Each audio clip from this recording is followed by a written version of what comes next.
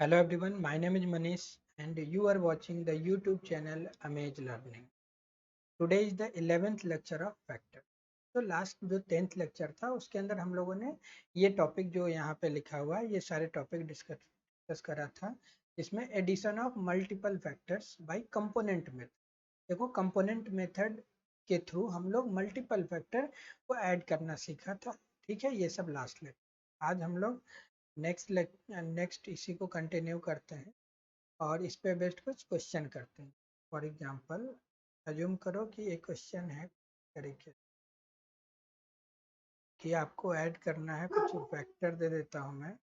इस तरीके से वेक्टर है, ये तो हमारा एक्सिस है, इसमें कोई दो वेक्टर है। चलो मैं ये वाला ले लेता हूँ। ये कोई वेक्टर है, ये कोई वेक्टर है जिसका मैग्नीट्यूड है 10 यूनिट। इसको अभी मैं लिख दूंगा, ये 10 है। दूसरा जो वेक्टर है वो है कुछ तरीके, ये कोई वेक्टर। ठीक है, अच्छा जो थर्ड वेक्टर है वो कुछ इस तरह।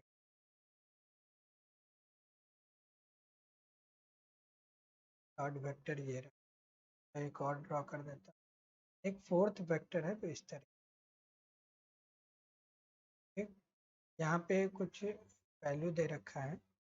ये एंगल है 45 डिग्री, ये एंगल 45 डिग्री है, और ये एंगल है, चलो ये भी एंगल 45 डिग्री।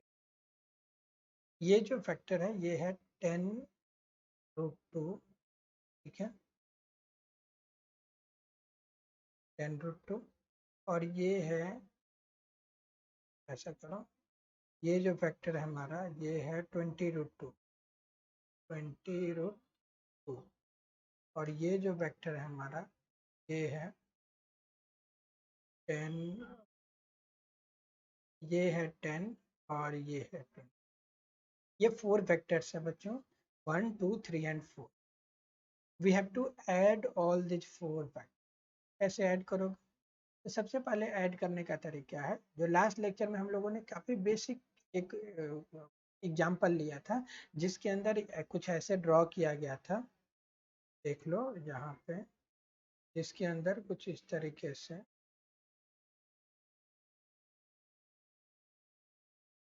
इसके अंदर इस तरीके से कुछ ड्रॉ किया गया।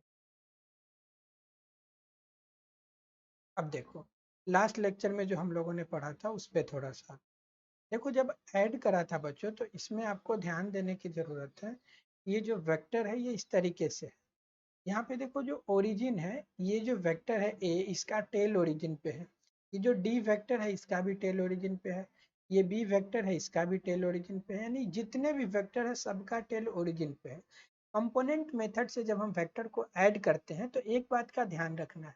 पहला ये कि वेक्टर कहीं पे भी हो, अगर उसका टेल ओरिजिन के पास नहीं हो तो हमें सबसे पहला जो स्टेप है वेक्टर को कंपोनेंट मेथड से ऐड करने में, जो हमारा पहला स्टेप होना चाहिए, वो जितने भी वेक्टर है सबके टेल को ओरिजिन पे लाना है। तो यहाँ पे देखो जो 10 यूनिट का वेक्टर है इसका टेल तो ओरिजिन पे है ही, इसका टेल ओरिजिन पे है, इसका टेल देखो यहाँ पे है, ओरिजिन पे नहीं है। तो इसको शिफ्ट करके, इसको यहाँ से शिफ्ट करके ओरिजिन पे लाना है।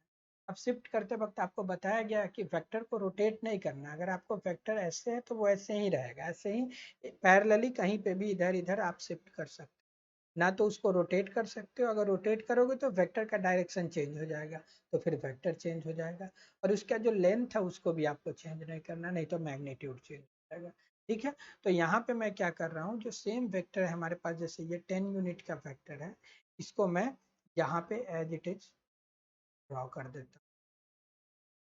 ये जो 10 यूनिट का वेक्टर है इसको मैं एज इट इज यहाँ ऐसे ड्रॉ कर दिया। ये 10 यूनिट, 20 यूनिट देखो इस तरीके से है यहाँ पे। अब इसको ओरिजिन पे जब लाओगे तो इस तरीके से तो ऐड करोगे, इस तरीके से ये 20 यूनिट के वेक्टर को भी ऐड कर दिया। ये तो यहाँ पे था ही, इस तरीके से जितना भी मैग्नीट्यूड। अब इसे देखो बच्चों, ये क्या 45 डिग्री वाई एक्सिस के साथ 45 डिग्री फॉर्म कर रहा है और ये ऐसे है, तो इसको पैरेलली शिफ्ट करना है आपको। इसको जब शिफ्ट करोगे तो ये कुछ ऐसे आ जाएगा, तो यहाँ से इसको शिफ्ट करके यहाँ पे लाना है, तो इसके पैरेलल ही हो जाएगा क्योंकि ये भी एंगल 45 ही डिग्री है। ठीक है, ओरिजिन पे जब ले जाओगे तो एक और वेक्टर इस तरीके से, ठीक है, जिसका मैग्नीट्यूड है 10√2। ये कितना है 10√2 और इसका मैग्नीट्यूड था 20√, ये एंगल 45 डिग्री। अब देखो जो 4 वेक्टर्स थे 1 2 3 एंड 4 वो आ गए यहाँ पे, सबके टेल कहाँ पे आ गया, देखो सबका टेल ओरिजिन पे आ गया। अब हम लोग कंपोनेंट मेथड को यूज करेंगे। अब तो सिंपल है, कैसे लिखोगे, लिखना सिखाया था कि जब हम ऐड करते हैं तो इस तरीके से लिख सकते हैं। जो नेट है मान लो एफ से डिनोट करता हूँ, एफ नेट, ये जो वेक्टर है ये सब F1 F2 F3 हो सकता है। तो ऐड करने के लिए क्या लिखा सिखाया था कि ऐसे आई कैप लिखना है। सबसे पहले देखो दो ही डायरेक्शन है, या तो आई में होगा एक्स, ये जो वेक्टर होगा देखो प्लस आई की ओर या माइनस आई, हुआ तो आई ही ना, तो आई के लॉन्ग होगा या फिर प्लस जे या माइनस जे के लॉन्ग होगा, यही दो डायरेक्शन में होगा। तो सबसे पहले आई कैप का बात करते हैं। तो बताओ आई का मतलब ईस्ट में, ईस्ट में ये कितना था हमारे पास, ये देखो ये 10 है हमारे पास, ये कितना है 20, ये 10√2 20√2। तो देखो ये 20 इधर है ना नेगेटिव साइड, तो -20 लिखोगे, -20। ओके, ठीक है, और ये किधर है प्लस में है 10, तो +10 लिख दोगे। बिल्कुल सिंपल है। अब देखो, अब ये जो कंपोनेंट है बच्चों 20√2 और 10√2, देखो ये जो वेक्टर है 20√2 और 10√2, ये एक ही डायरेक्शन में है, एक ही डायरेक्शन में, तो दो बार अलग अलग ना सोच के मैं 20√2 10√2 दोनों मिलके कितना हो गया 30√2 इसको सोच सकता हूँ। और 30√2 ये जो वेक्टर है ये तो इधर है ना, इधर है, तो इसका एक कंपोनेंट इधर होगा, इस वेक्टर को दो पार्ट में तोड़ के लिख सकते हो ना, एक वेक्टर ये नेगेटिव एक्स एक्सिस में और एक vector negative Y axis. Negative X axis में कितना होगा, तो ये 20 और 10, ये दोनों को अगर ऐड कर दोगे तो 20 और 10 कितना 30√2, तो ये हो जाएगा, और नेगेटिव साइड है तो -30√2, 20 और 10 30√2, और कॉस क्या लिखोगे 45 डिग्री, कॉस 45 कितना होता है, डायरेक्ट मैं वैल्यू लिख देता हूँ भाई। ओके, हो गया। अब देखो ये दो वेक्टर का कंपोनेंट ये हो गया, आई कैप का काम खत्म। अब लिखो प्लस में जे कैप। अब जे के लॉन्ग देखो कितना है, ये तो आई के लॉन्ग था, ये हो चुका है, ये भी सिर्फ आई के लॉन्ग था। जे के लॉन्ग तो वैसे डायरेक्ट कोई वेक्टर नहीं है, लेकिन ये जो वेक्टर है 20 + 10√2 इसका एक कंपोनेंट आएगा इधर की ओर, ये इधर की ओर आ जाएगा ना कंपोनेंट, कितना आ जाएगा, तो वही वाला नेगेटिव है तो -30√2, और फिर से sin 45 भी तो वही हो जाएगा 1/√2, से √2 कैंसिल हो गया, यहाँ भी √2 से √2 कैंसिल आ गया। देखो कितना आसान है बच्चों, एफ नेट इक्वल टू, ये देखो ये आ गया -30 और ये -20, कितना हो गया -50 और +10, तो -40 आई समझ गया ना ये। देखो 20 हो जाएगा 50, 50 से 10 सब्ट्रैक्ट कर दो है ना, और साइन, अब ये बचा कितना -40 आई कैप -30 जे, ये आ गया हमारे पास नेट जो फैक्टर है वो आ गया, ये आ गया नेट। अब अगर आपसे कोई एफ नेट का मैग्नीट्यूड पूछ ले तो मैग्नीट्यूड निकालने का क्या तरीका है, √ऑफ 40 का स्क्वायर, 40 या -40 जो भी है, होना तो प्लस ही है ना, -40² प्लस -30 का स्क्वायर करेंगे। ठीक है,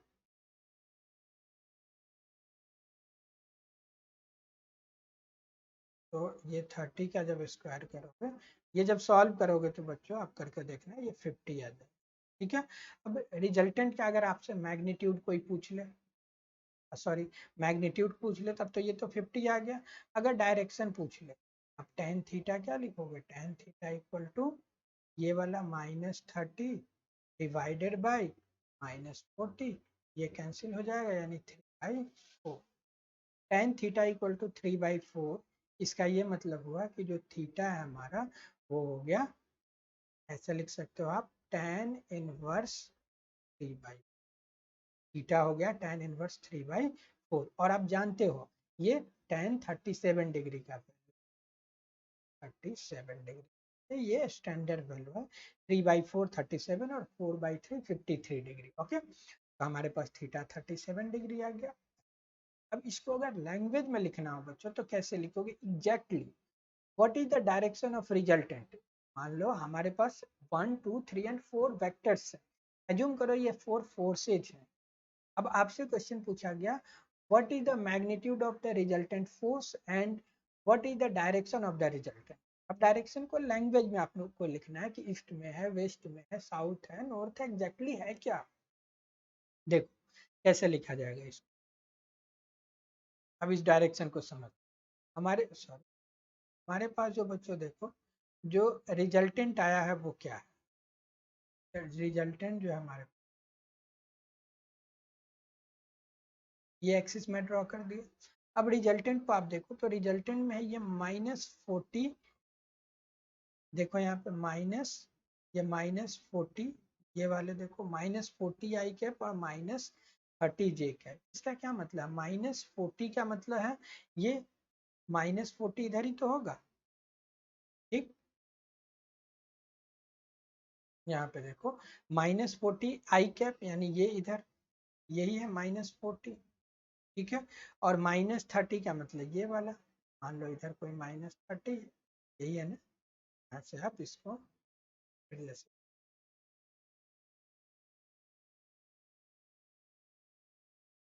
यहाँ देखो ये -40 आई कैप का ये मतलब हो गया, -30 का ये मतलब ये डायरेक्शन। तो वैसे अगर लैंग्वेज में अगर बोलो तो इसको क्या बोला जाता है? साउथ। साउथ। और इसको क्या बोला जाता है? वेस्ट। ये वेस्ट है, साउथ है। और रिजल्टेंट तो आपको समझ आ ही गया कि इन दोनों फैक्टर को ऐड करोगे तो रिजल्टेंट क्या होगा। यही तो है हमारा रिजल्ट। जो हमारा रिजल्टेंट है इन दोनों को ऐड करने, इस तरीके से आप रिजल्टेंट को लोकेट। देखो इसका दो कंपोनेंट, ये जो एफ नेट है हमारा यही हो गया ना, एफ, ये हो गया हमारा एफ। अच्छा ये जो थीटा निकाला ये किससे निकाला बच्चों? Fy/xy यही तो था हमारा थीटा, एक्स एक्सिस के साथ एंगल। वाई कंपोनेंट देखो यहाँ पे जब tan थीटा लिखा आपने तो क्या लिखा? ये 30 है ना, 30/40। 30 कौन सा था? ये वाला। वाई कंपोनेंट अगर इस ट्रायंगल को देखो आप, इस वाले ट्रायंगल को देखो, वाले ट्रायंगल को देखो तो इस थीटा के लिए परपेंडिकुलर यानी 30 परपेंडिकुलर और 40 बेस, ये थीटा है। ठीक है, तो इस डायरेक्शन को अगर आपको लैंग्वेज में लिखना हो तो क्या बोलोगे? 37 डिग्री। अब लैंग्वेज में लिख बोलना कैसे सिखाया था? इस डायरेक्शन को याद करो कि resultant force is along the direction of 37 degree. यहाँ पे ये वाला एंगल कितना है? 37 डिग्री। और जो एंगल हो जिधर से उसका नाम पहले नहीं लेते हैं, पहले ये वाला नाम लेंगे, south of waste.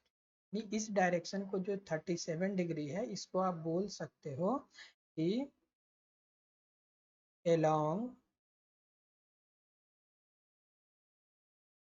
37 degree south of,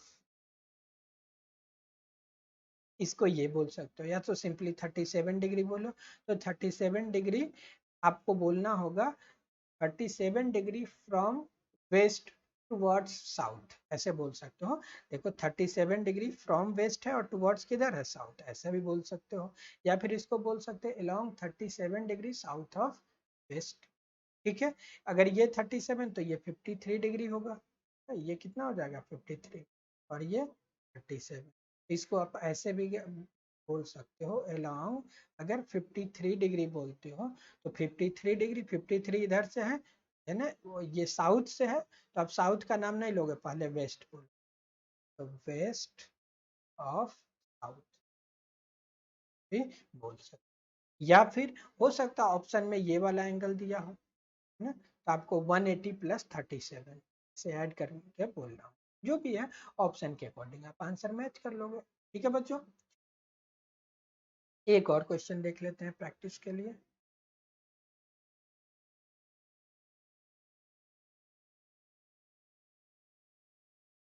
एक और देखना इस तरीके से कोई ये क्वेश्चन।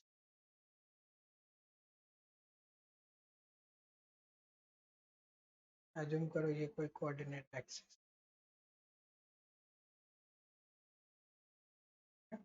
यहाँ पे कुछ वेक्टर्स दिए गए हैं जो कि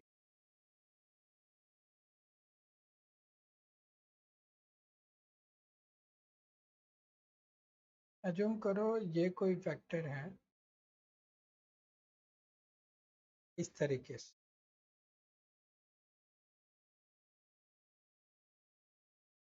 इस तरीके से कोई वेक्टर,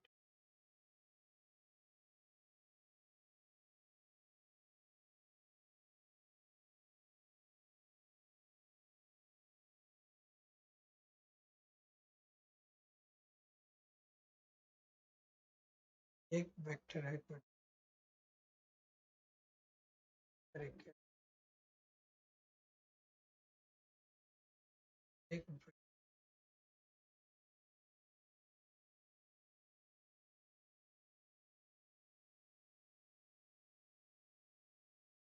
चलो इतना ही, कुछ एंगल ले लेता हूँ, ये एंगल है 37 डिग्री, ये एंगल है 5 डिग्री, ये एंगल और भी हो सकता है, ये एंगल कितना ले लो बच्चों, चलो इस एंगल को भी 45 डिग्री, इस तरीके से कुछ एंगल दिए गए हैं। इस वेक्टर का जो मैग्नीट्यूड है वो भी दे रखा है, ये है 20 यूनिट, फोर्स है समझ लो, ये फोर्स है कोई 20 न्यूटन, ये फोर्स है 10√2 न्यूटन, ये फोर्स है कोई 5√2 न्यूटन, ठीक है, और इसका मैग्नीट्यूड है कुछ 10 मान, ये हमारे, अब we have to find resultant and direction of all these forces. We have 1, 2, 3 and 4 forces. Question है find the resultant and direction, magnitude of resultant and direction of net force acting. Okay, फिर से हमारा वही तरीका है, सबसे पहले हम लोग क्या करेंगे, एक्सिस ड्रॉ कर लेंगे, पहले हम लोग एक्सिस ड्रॉ कर लेते हैं, ये रहा हमारा, ये हमारा,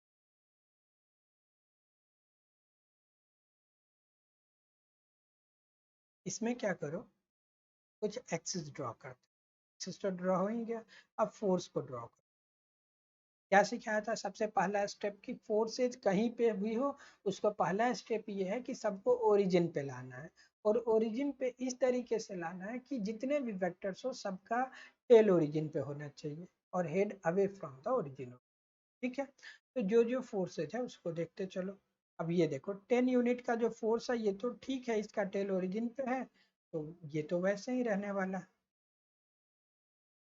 तो इसको आप एज इट इज ड्रॉ कर लो, ये जो है हमारे पास 10 यूनिट एज इट इज रहेगा, ये अब देखो बच्चों डायरेक्ट मैं लिखता हूँ 10√2 का cos 45, एक कंपोनेंट इधर आएगा ना, 10√2 का cos 45 जब आप करोगे, देखो 10√2 का cos 45 यानी 1/√2 करोगे तो रूट टू कैंसिल होकर 10 आ जाएगा, यानी इसका जो कंपोनेंट होगा, इसका एक कंपोनेंट इधर 10 आएगा और दूसरा इधर 10 जाएगा, ठीक है ना, खैर चलो वो बाद की बातें हैं, वो डायरेक्ट भी आप लिख सकते हैं, एक बार मैं वैसे ही लिख देता हूँ जैसे आप लोग चाहते,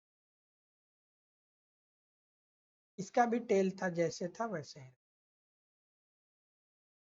इसका भी टेल जैसे था ये, इसका देखो बच्चों, ये जो हमारे पास है इसका हेड है यहाँ पे, लेकिन हमें क्या लाना है, इसका टेल लाना है, और इस वेक्टर को तो हम शिफ्ट कर सकते हैं ना, तो आप क्या करो, इस वेक्टर को मूव करके ऐसे आगे की ओर बढ़ा दो, थर्ड क्वाड्रेंट में लाओ, जैसे ही थर्ड क्वाड्रेंट में लाओगे तो हेड यहाँ पे कहीं आ जाएगा और टेल इसका यहीं पे रह जाएगा, ठीक है, तो इसको वैसे ही अगर आप ड्रॉ करते हो तो देखो क्या है, तो ये कुछ इस तरीके से हमारे पास जो पुराना वेक्टर था इसका भी लोकेशन कर लेते हैं, आपको कंफ्यूजन ना हो, इसी को तो हमें आगे एक्सटेंड करना है तरीके से, ठीक है, अब देखो ये वाला एंगल कितना था 37 डिग्री, देखो एक्स एक्सिस के साथ एंगल कितना था, ये वाला एंगल कितना था 37 डिग्री, इसके वर्टिकली अपोजिट कौन सा है, ये 37 एक्स एक्सिस के साथ, तो ये भी एक्स एक्सिस के साथ, ये एंगल हो गया हमारा 30।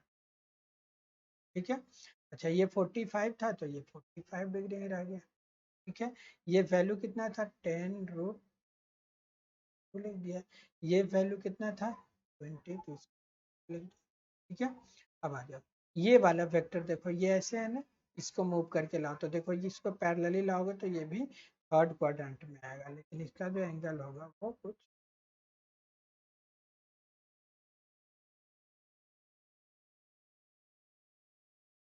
ये जो आएगा हमारे पास,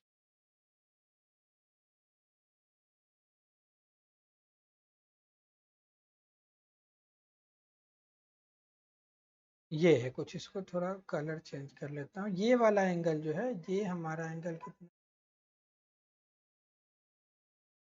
ये जो एंगल वो 45 डिग्री। ठीक है। और ये जो वैल्यू है हमारा, ये कितना था 5 रूट, हो गया। जितने भी वेक्टर से 1 2 3 4, 4 वेक्टर लिख दिया। अब तो कुछ है ही नहीं बच्चों, क्या करना है, एफ नेट लिखना है आपको। एफ नेट इक्वल टू, सबसे पहले आई में एक्स एक्सिस के लॉन्ग जो भी है उसको ले।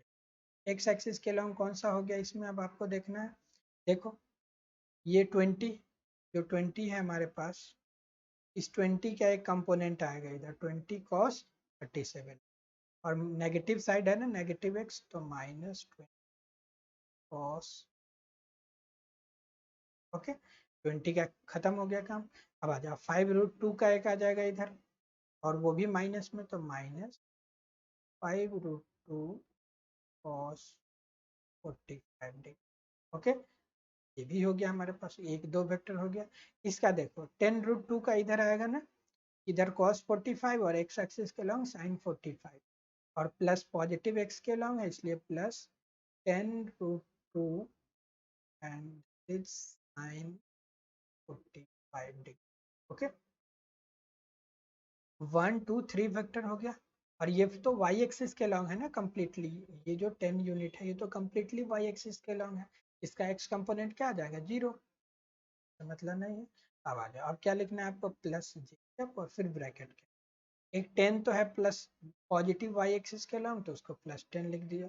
अब इसका कंपोनेंट 5 रूट 2 का इधर आ जाएगा नेगेटिव साइड में, तो -5 root 2, this is cos 45 degree. Similarly -20 का कंपोनेंट 20, और इधर cos 37 हो गया ना, तो दूसरे साइड 20 sin 37। ओके, क्लियर है बच्चों, 20 cos 30, इधर sin 37 डिग्री। अच्छा फिर से माइनस, इस 10 रूट 2 का एक कंपोनेंट आ जाएगा, 10 रूट 2 cos 40। देखो सबके सब होगा, एक इसका कंपोनेंट हो जाएगा, देखो एक इसका कंपोनेंट लिख दिया, एक इसका 2, एक इसका 3, एक इसका 4, तो 1 2 3 4 पार्ट लिख दिया। अब तो बिल्कुल सिंपल है, अब तो कुछ सोचना ही नहीं। अब यहाँ पे अब क्या करोगे, एफ नेट इक्वल टू, यहाँ पे करें, इसको सॉल्व कर दो बस, आई इक्वल टू -20। बताओ बच्चों cos 37 डिग्री कितना होता है, cos 37 होता है 4/5। ठीक है, -5 रूट 2, और cos 45 डिग्री कितना होता है, 1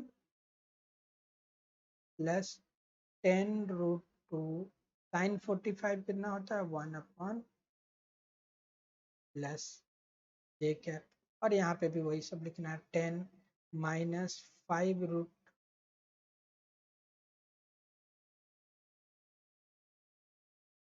10 -5 रूट 2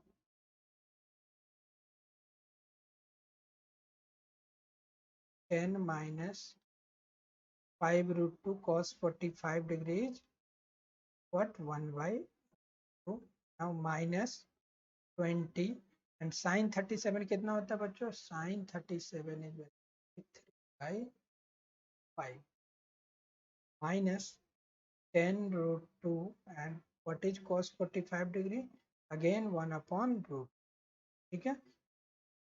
अब एफ नेट अगर आप लिखते हो तो देखो, अब बस सिंप्लीफाई करो, आई कैप ये देखो 5 से 4 बार में चला जाएगा, 4 4 जा कितना हो गया -16, और ये √2 से √2 कैंसिल यानी -5।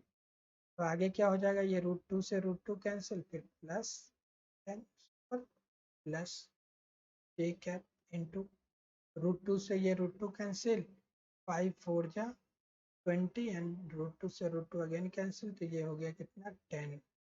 ये 10 और √2 कैंसिल होके ये बचा -5, और ये 4 3 जा 12 -12 और माइनस, बस हो गया, अब तो कुछ सोचना ही नहीं।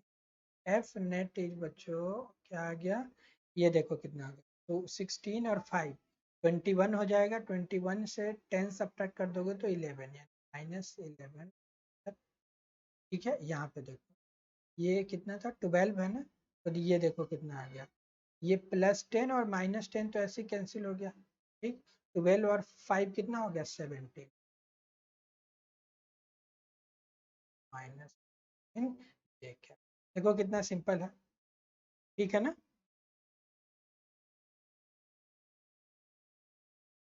ठीक, दिस इज एफ नेट। अब अगर एफ नेट का, अब देखो ये नेगेटिव, आई भी नेगेटिव आ गया और जे भी नेगेटिव आ गया, इसका क्या मतलब है बच्चों, अगर एक्सिस ड्रॉ करके अगर मैं आपको सिखाऊं तो इसका मतलब यही तो है कि ये थर्ड क्वाड्रेंट में आएगा कहीं। देखो ये भी नेगेटिव है हमारे पास, आई भी नेगेटिव और जे भी नेगेटिव, मतलब आई भी नेगेटिव जे भी नेगेटिव किस में होता है, थर्ड क्वाड्रेंट में। तो हमारा जो रिजल्टेंट होगा वो कुछ इस तरीके, जो हमारा रिजल्टेंट है वो थर्ड क्वाड्रेंट, जिसका जो एक्स कंपोनेंट होगा, अगर एक्स कंपोनेंट का बात करो, ये वाला एक्स कंपोनेंट, तो ये कितना है 11 -11 है ना, यहाँ पे -11 हो गया ना ये अपने आप। सिमिलरली अगर वाई कंपोनेंट का बात करो तो ये कितना है 7 हो जाएगा हमारे पास, हो गया ये -7 ये। अब अगर आपसे थीटा, कोई भी थीटा, ये थीटा निकालना आपको कुछ नहीं आता है, क्या दिक्कत है, यहाँ से टेन थीटा लिख दो, टेन थीटा इज, देखो इस थीटा के लिए ये हो जाएगा ना वाई, दिस अपॉन दिस यानी 17 अपॉन, यहाँ से आप थीटा लिख सकते हो टेन इनवर्स 17 अपॉन। ठीक है, अब इसको अगर आपको लैंग्वेज में लिखना हो तो इसका मैग्नीट्यूड कितना हो जाएगा, यहाँ से अगर एफ नेट का मैग्नीट्यूड कैलकुलेट करना चाहो तो √11 का स्क्वायर प्लस 70। ठीक है, जो भी आ जाए यहाँ से ये आ जाएगा, ये एंगल, इस थीटा का डायरेक्शन अगर आपको लैंग्वेज में बोलना हो तो क्या लिखोगे, थीटा इज, अरे थीटा इज नहीं, ये जो थीटा है इसको आप बोलोगे ये जो नेट फोर्स है, अगर इसको एफ नेट बोलो तो बोलोगे F net is along theta equal to tan inverse 17/11, और इसको क्या बोलोगे, थीटा इधर से है तो साउथ ऑफ, तो ये जो 2 3 एग्जाम्पल हम लोगों ने किया बच्चों, मैं जो आपको एग्जाम्पल ये समझाया ये मोर देन सफिशिएंट है। आपको वेक्टर कितने भी वेक्टर हो, 2 4 5 10 कितने भी वेक्टर हो, उसको मल्टीपल वेक्टर को हम कंपोनेंट मेथड के थ्रू ऐड कर सकते हैं। ये काफ़ी यूजफुल है, जैसे जैसे आप फिजिक्स में आगे की ओर बढ़ोगे ये आपको बहुत हेल्प करने वाला है। तो इससे रिलेटेड आपको जो भी नोट्स प्रोवाइड किए जाएंगे उससे आप इसको प्रैक्टिस करो, है ना। जो हमारा स्टैंडर्ड मेथड है, जो F net equal to √a² plus b² plus 2ab cos theta, वहीं से जो टेन थीटा कैलकुलेट किया गया था वो क्या था, b sin theta by a plus b cos theta, वो सिर्फ 2 वेक्टर को ऐड करने का फॉर्मूला है। जहाँ पे हम कुछ शॉर्टकट भी आपको सिखाया था कि डायरेक्टली अगर 2 वेक्टर इक्वल मैग्नीट्यूड का हो तो 2, जैसे ए वेक्टर है मान लो 10 यूनिट और दूसरा वेक्टर भी 10 यूनिट है और दोनों के बीच का एंगल थीटा है, तो रिजल्टेंट का डायरेक्ट फॉर्मूला क्या सिखाया था, 2 × 10 cos थीटा बाई 2। ओके, है। जो भी दो वेक्टर को ऐड करने का जो मेथड आपको सिखाया गया था वो सिर्फ जो ट्रायंगल लॉ के थ्रू था या पैरेललोग्राम लॉ ऑफ वेक्टर है, वो सिर्फ दो वेक्टर के addition. When we have to add multiple vectors at a time, for example 2 3 4 and 5 और any number of vectors, then we should follow which method? We should follow component method. First of all we have to break in component all the vectors, okay, then we can add it, okay। तो आज के लिए इतना ही, मिलते हैं next lecture में, thank you.